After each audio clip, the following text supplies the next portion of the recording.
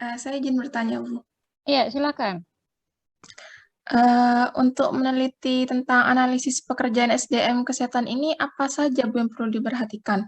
Kayak alasan-alasan apa saja yang bisa menjadi dasar dilakukannya analisis pekerjaan SDM kesehatan ini, Bu?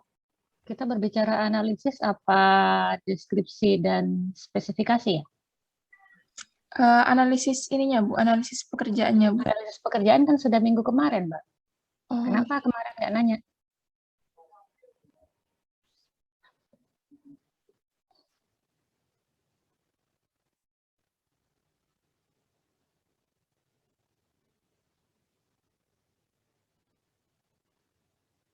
Atau temannya yang mau jawab? Silakan. Kita membahas job analisis minggu kemarin kan ya? Ya, coba dibuka lagi. Eh, apa namanya? PPT-nya kemarin. Sorry, rekamannya kemarin. Dan kemarin sudah ada diskusi tuh. Faktor-faktor apa saja yang mempengaruhi kita untuk melakukan job analisis.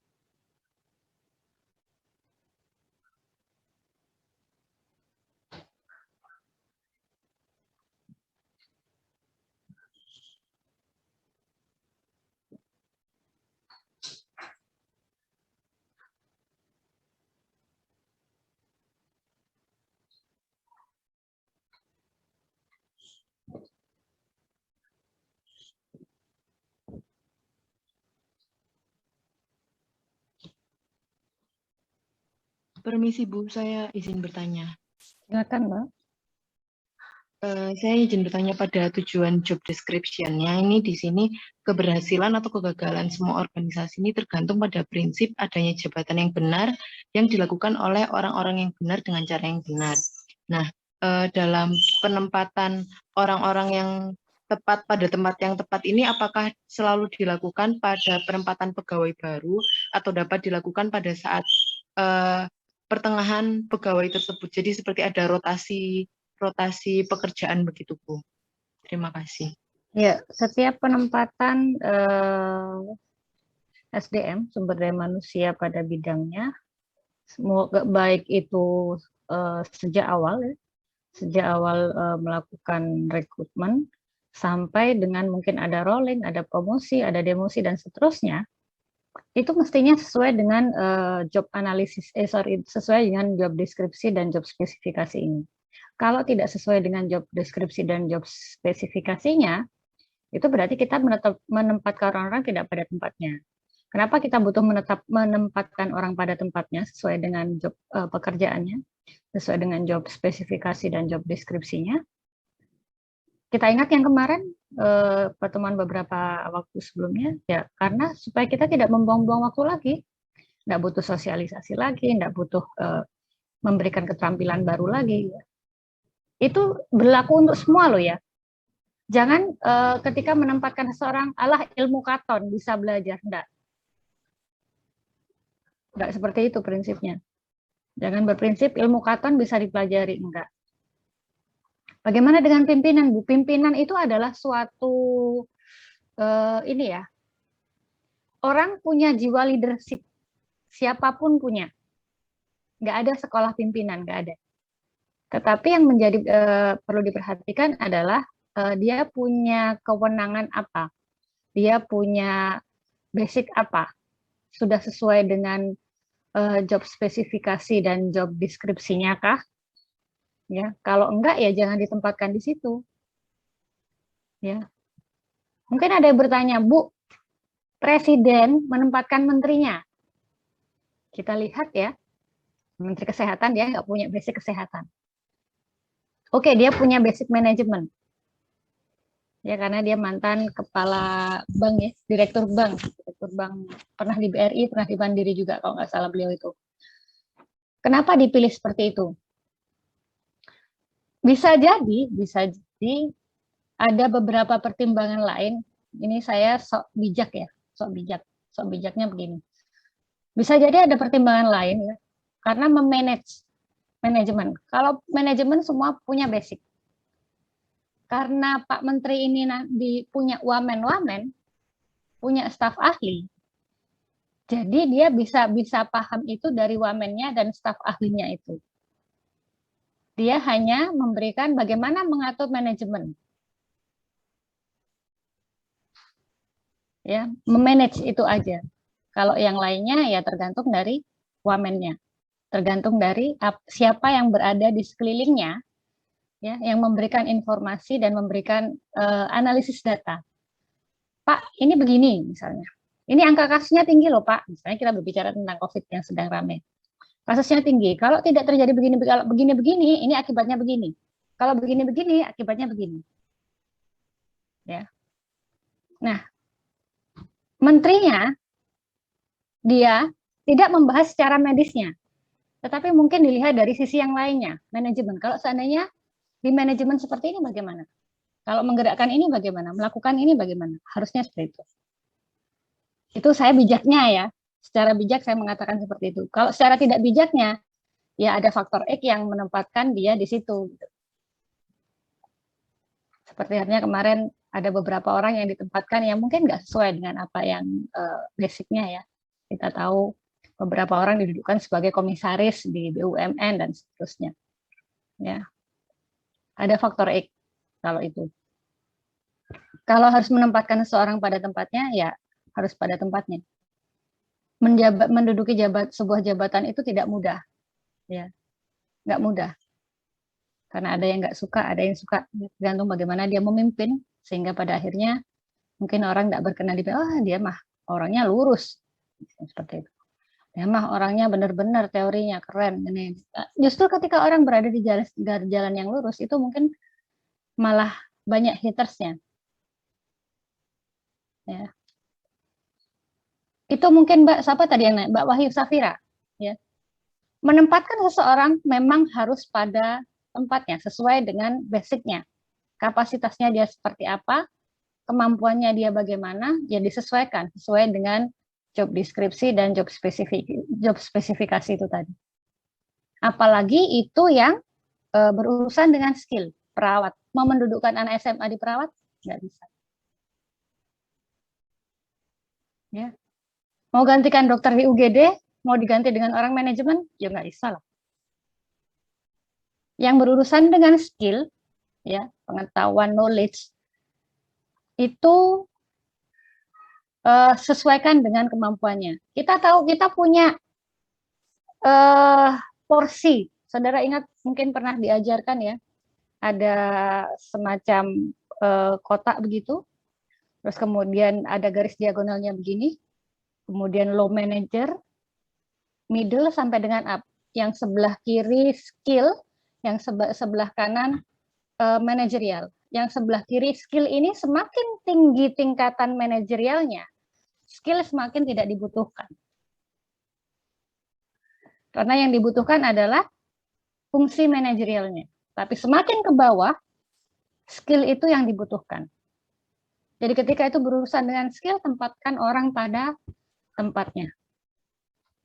Kalau manajerial itu skill boleh tidak mempengaruhi, tetapi knowledge dan manajerialnya yang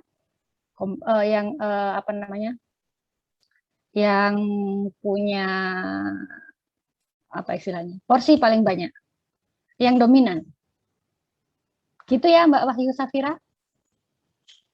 Wih, gitu Bu, bisa dipahami. Terima kasih Bu. Tetapi begini, ketika seseorang mau memanajemeni sesuatu ya, kita butuh orang sebagai pimpinan, itu harusnya punya pimpinan yang punya pengalaman, bukan hanya basic sekolah saja. Ya, sekolahnya lulusan fakultas manajemen katakanlah seperti itu. Tapi pernahkah dia jadi manajer? Pernahkah dia jadi pimpinan? Pernahkah dia jadi leader? Karena manajer itu bukan hanya sekedar knowledge, tapi juga skill. Bagaimana seorang mengatur orang lain, ya, itu butuh skill, butuh keterampilan, butuh art, ya, butuh pengalaman. Nggak semua orang bisa jadi manajer, tapi dengan pengalaman orang bisa menjadi manajer. Nggak ada sekolah rektor, nggak ada sekolah dekan, nggak ada sekolah manajer, nggak ada. Ya, direktur nggak ada sekolahnya. Itu semua didapatkan dengan pengalaman. Makanya jenjang karir seseorang itu mulai dari pelaksana ya, sampai pada akhirnya naik sampai mungkin jadi kepala atau jadi pimpinan. Karena berdasarkan pengalaman bagaimana dia melakukan memanajerial, memanage sebuah pekerjaan. Seperti itu yang bisa saya jawab. Yang lainnya? Baik, Bu. Terima kasih. Ya. Sepi sekali perkuliahan ini ya. Oke.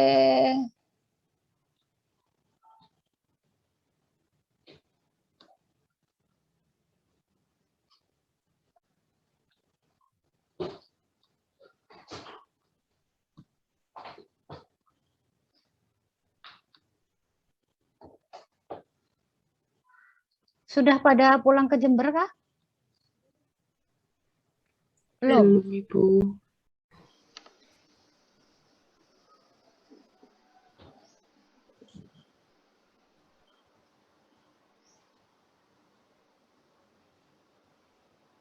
Ibu, saya izin bertanya. Silakan. Iya, saya masih kurang penjelasannya tentang bagaimana job description, job spesifikasi ini dijadikan dasar untuk merancang program pendidikan dan pelatihan. Nah, selain itu juga saya masih kurang memahami untuk prestasi ini masuk yang mana ya Bu? Ya antara job deskripsi atau job spesifikasi. Itu Ibu. Terima kasih. Oke. Sebelum saya menjawab, saya tanya dulu. Job deskripsi itu apa sih? Izin menjawab Ibu. Ya, silakan Mas Basit. Basit ya? Ya. Yang saya baca tadi, job description itu sendiri adalah uraian atau gambaran pekerjaan itu dilakukan. Misalkan contoh dari perawat. Ya, apa saja yang dilakukan perawat itu seperti itu, Ibu. Job description-nya. Kemudian Mbak Vega tadi menanyakan apa hubungannya dengan antara job deskripsi dengan penilaian, pelatihan. Iya. Ya. Tadi Basit sudah mengatakan bahwa bagaimana sebuah pekerjaan, sebuah tanggung jawab dijalankan. ya, dideskripsikan di situ. Nah, ketika kita membuat job deskripsi, isi job deskripsi itu apa sih? Isinya Posisi, tanggung jawab, wewenang, dan tugas-tugasnya. tugas-tugas, ya. Tugas-tugasnya ngapain aja? Perawat UGD, tugasnya ngapain aja? Berarti dia harus kompeten di bidang tugasnya. Nah, ketika dia ilmu keperawatan, ilmu kedokteran itu pasti berkembang. Ya. Dari situlah kita akan menyusun pelatihan. Oh, perawat UGD ini butuh ini loh. Oke, kita melakukan refreshing. Artinya apa? Kalau tidak ada perubahan, perlu dilakukan refreshing. Refreshing artinya apa? Ya, mereka sudah dapat teorinya, mereka sudah dapat keterampilannya, ya. Tapi bisa jadi mungkin ada yang lupa atau ada yang apa, ya. Jadi kita lakukan pelatihan sesuai dengan tugas yang ada di bagian masing-masing perawat. Kemudian misalnya di bagian keuangan. Apa sih keuangan itu? Membuat cash flow, membuat jurnal, kemudian mungkin menentukan tarif dan seterusnya. Oke, kita ikutkan pelatihan. Bagaimana menghitung tarif, merumuskan tarif. Ya. Bagaimana memberikan value terhadap sebuah tindakan keperawatan. Nah, itu kenapa sebabnya ketika kita membuat job deskripsi itu harus detail.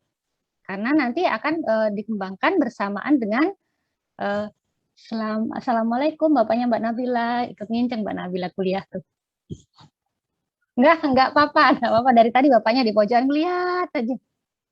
Ini, satunya juga ikut nginceng ini. Nah, anak kecil ini. Lah, kan nginceng juga kan. Belajar kamu mau ulangan, awas delongop lagi nanti di depan laptop mama enggak peduli ya. Nih, belajar. Hah? Delongop itu gini loh. Apa ya, Ma? Jawabnya apa ya, Ma? Mama ini apa? Mana ada ulangan nanya-nanya?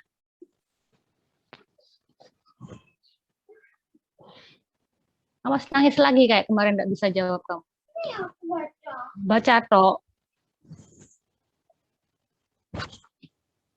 Ya, ini saya adalah mama yang galak ya. Mungkin anaknya yang sekolah CBT di rumah, mungkin sama mamanya dikasih tahu, kalau anak saya enggak, saya biarkan dia nangis, salahnya kasih tahu. Ya, baik, itu tadi ya. Jadi ketika membuat job deskripsi diusahakan tugas-tugasnya semua dicantumkan dengan detail. Supaya apa? Ketika nanti merancang pelatihan, merancang pengembangan ya, itu bisa sesuai dengan bagiannya masing-masing. Begitu Mbak Vega. Tadi ada satu pertanyaan lagi apa tadi? Udah ya, cukup ya itu ya? Iya, tentang prestasi Bu, itu termasuk job deskripsi. Oh, kalau prestasi itu kalau menurut saya prestasi yang mana? Bukan berarti prestasi ini ya, bukan berarti prestasi itu yang menang juara apa-apa gitu, enggak. Prestasi dalam sebuah pekerjaan adalah peningkatan karir. Misalnya dia dari jabatan pelaksana, kemudian dia dapat melaksanakan tugasnya dengan baik, akhirnya naik jabatan, ya. Kredit poinnya bagus, nilai kinerjanya bagus, itu adalah sebuah prestasi. Itu masuknya di mana? Job spesifikasi. Job spesifikasi. Terima kasih, Ya. Bu.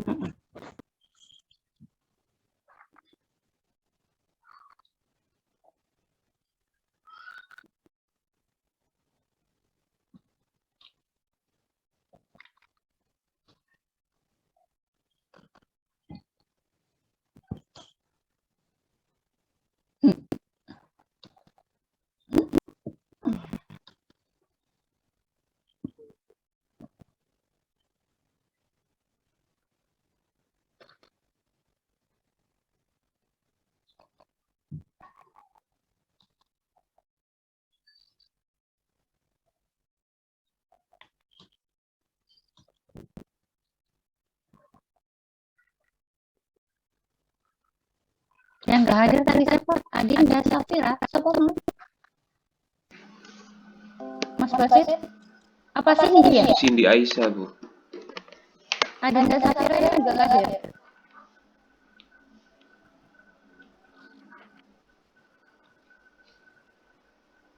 Iya, kata koordinasi lagi.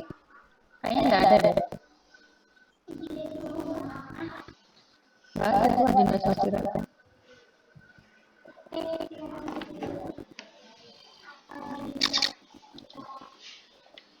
Kamu tuh belajar, gak usah kata mama bisa jaga diri. Kenapa? Gak usah maksa orang. Terus kamu sendiri gak benar ngurusin orang. Jangan dibiasakan. Kelakuan.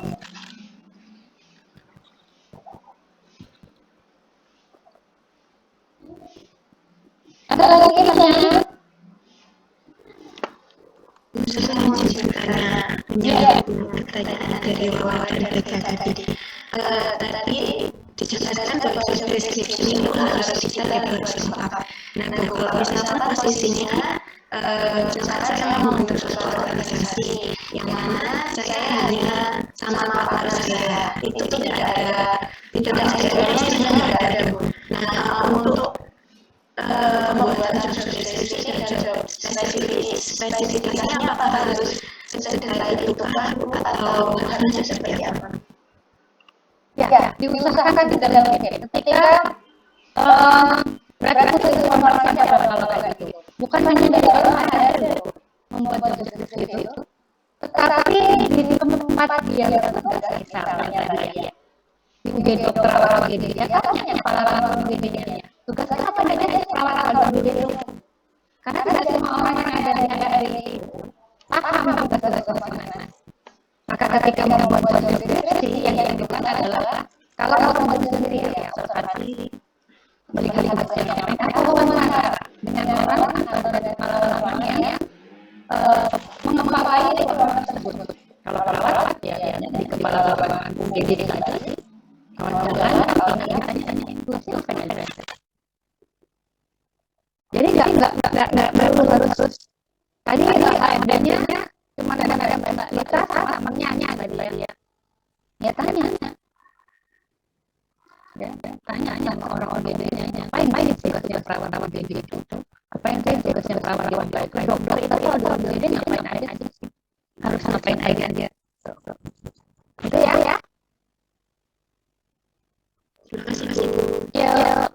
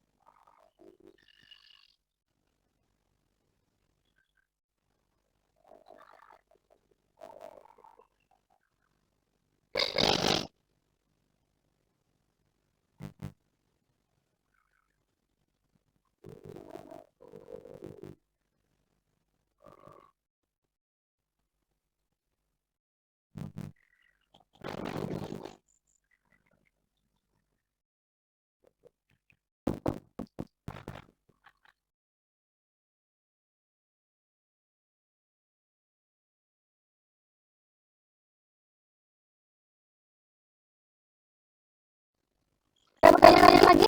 Ada cukup sampai mulai terakhir aja loh, jangan.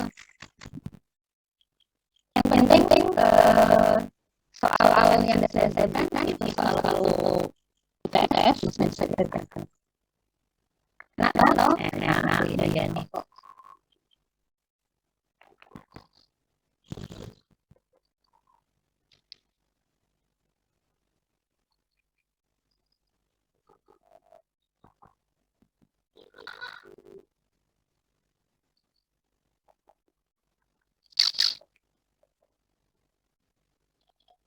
Transmisi video ini ke jembatannya. Ya.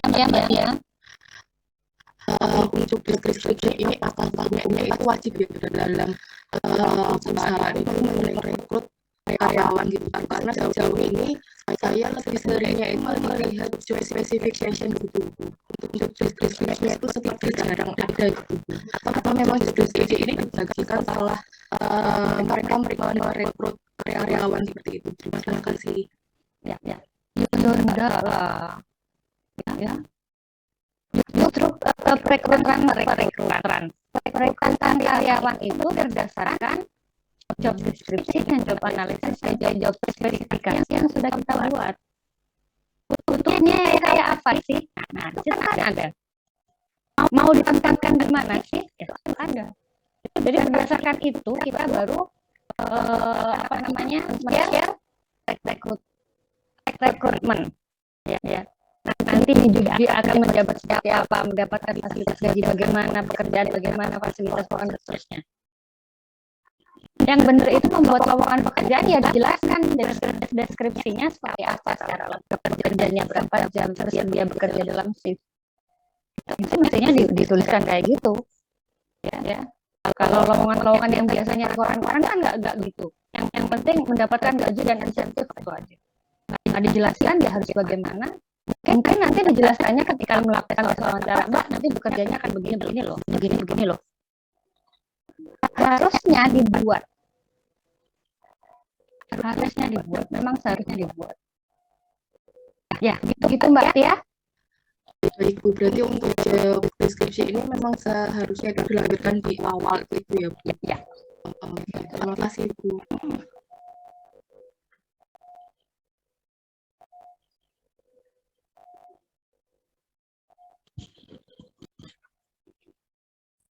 Permisi Bu, saya izin bertanya.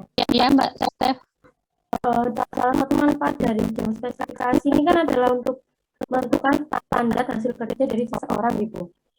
Kemudian job spesifikasi ini dari yang saya tangkap itu adalah latar belakang dari seseorang seperti pendidikan, keterampilan, pengetahuan, dan kemampuan. Apakah standar hasil kerja ini dibuat khusus satu orang, satu standar, atau bagaimana, Bu? Satu pekerjaan, satu standar. Jadi misalnya perawat, standarnya dia harus mengerjakan apa sih, gitu. Hasil kerjanya harus seperti apa? Hasil kerjanya nanti dipertanggungjawabkan kepada siapa? Begitu Mbak. Paham ya yang saya maksudkan? Ya, berarti satu standar itu untuk satu pekerjaan seperti perawat, tidak melihat latar belakang seseorang tertentu. Terima kasih Bu. Iya, latar belakang pendidikan kan nanti menentukan standarnya seperti apa dia. Iya. Terima kasih Bu. Ya.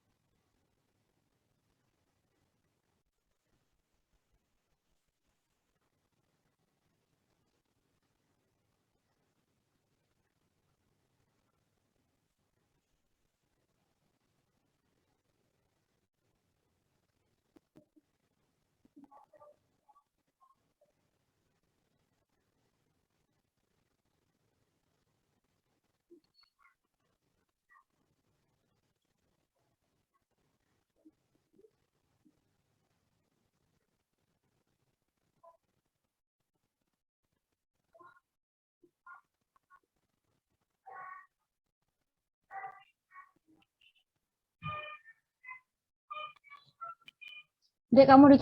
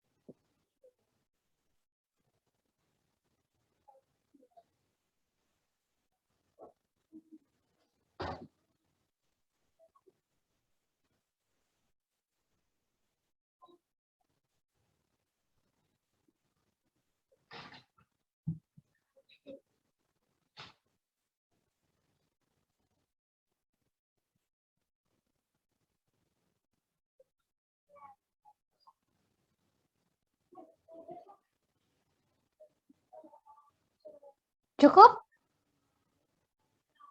Tidak ada pertanyaan? Permisi Ibu, izin bertanya. Ya, Mas. Ini Didimus. terkait penugasan itu Bu, paper yang sudah dikirim Ibu. Itu untuk tugasnya tetap kelompokan Ibu. 5 kelompok Enggak juga. lah. Oh, individu Ibu. Berarti tidak perlu dipresentasikan. Enggak. Saya revisi nanti deh perintahnya ya. Iya Bu. Baik. Tadi keburu saya upload. Ini saya revisi. Kan masih lama. Permisi Ibu, ini juga izin menginformasikan untuk Adinda Safira. Sedang sakit Ibu, tapi tidak ke dokter. Untuk surat sakitnya belum ada. Ya. Oh, alah hari-hari izin. Oke, terima kasih Bu. Ya.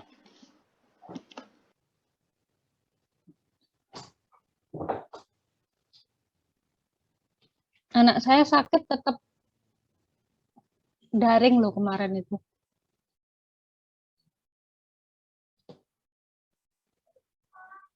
Karena di sekolah sudah PTM, kemudian hari kedua dia batuk pilek ya, sesek. Akhirnya saya suruh di rumah aja, kamu ikutan kelas daring aja. Bisa kok.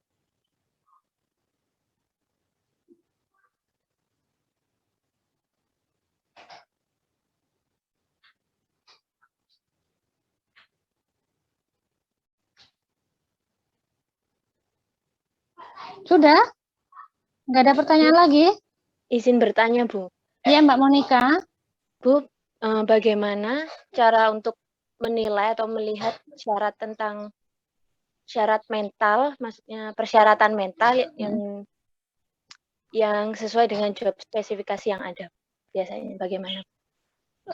Syarat mental tuh biasanya nanti ada kalau mau masuk pekerjaan ya, itu kan ada berbagai macam tes, berbagai macam seleksi, mulai dari seleksi administrasi, kemudian nanti ada seleksi skillnya, sampai dengan seleksi kesehatan dan mungkin seleksi psikologi. Mungkin dari situ sebuah perusahaan, sebuah institusi akan menetapkan. Kan banyak toh tes-tes psikologi yang misalnya tes bekerja dalam tim itu pakai tes apa, itu ada. Kemudian ketika dia harus bekerja di bawah tekanan itu pakai tes apa, itu ada. Yang saya baru tahu tes yang menghitung ke atas dalam waktu 30 detik pindah, 30 detik pindah itu adalah salah satu tes untuk mengukur kinerja seseorang di bawah tekanan. Ya, menjumlahkan ke atas, pernah melakukan? Naik ke atas, angka-angka ke atas itu. Ganti, itu adalah salah satu tes untuk melihat kondisi mental seseorang ketika bekerja di bawah tekanan. Dia seperti apa? Yang saya tahu itu, salah satunya itu. Jadi ada tes-tes tertentu yang harus dikerjakan, Mbak. Jadi nilai tertentu yang mungkin bisa yang bisa lihat itu psikolognya. Jadi dia bisa bekerja di ini, bisa tidak. Ya. Ada kok itu, ada macam-macam tesnya yang tahu orang psikolog. Begitu Mbak Monica? Ya, baik Bu, terima kasih. Ya. Orang mau pindah jabatan pun, ya, mau naik jabatan atau mau demosi maupun promosi. Kalau demosi biasanya enggak sih. Demosi itu diturunkan jabatannya dari pimpinan, mungkin dia jadi dari kabid mungkin turun ke kasih atau bahkan mungkin jadi official biasa gitu ya. Itu ada tesnya mau naik jabatan itu. Kalau PNS itu ada namanya diklat. Ada tesnya. Yang lain juga ada seperti itu. BUMN pun kalau mau naik jabatan dia pasti akan dites. Layak atau tidak dia menjabat di situ. Baik secara skill, manajerial maupun psikologisnya. Begitu Mbak dan Mas? Mbak Monika terutama tadi yang bertanya.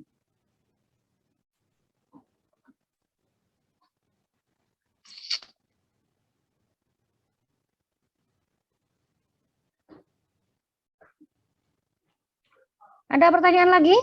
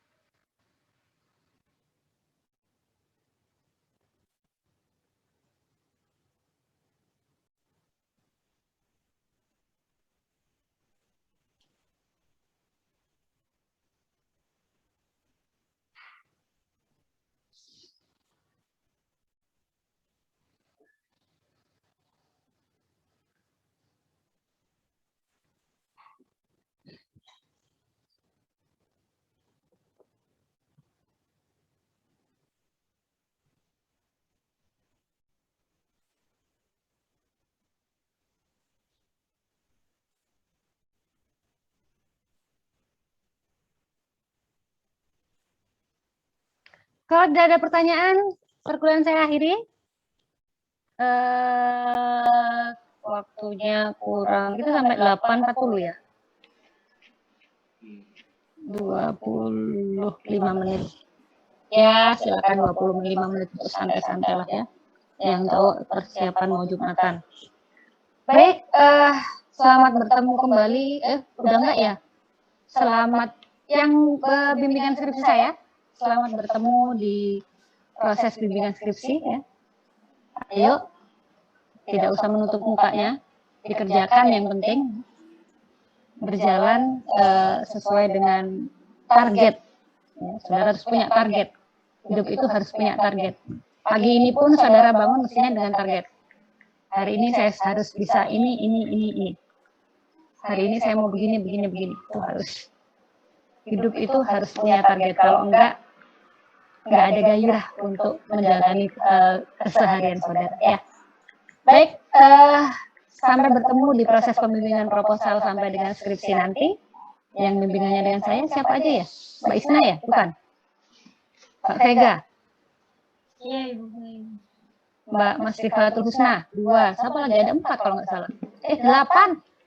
8 ya? 8 kah? 8 orang pokoknya. Saya tunggu deh.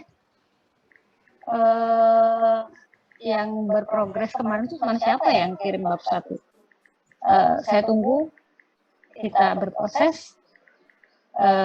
Semoga saudara selalu diberikan semangat, selalu diberikan kesehatan. Terima kasih sudah hadir di perkuliahan saya. Selamat pagi. Assalamualaikum warahmatullahi wabarakatuh. Waalaikumsalam warahmatullahi wabarakatuh. Terima kasih. Ya, sama-sama. Saya tutup ya.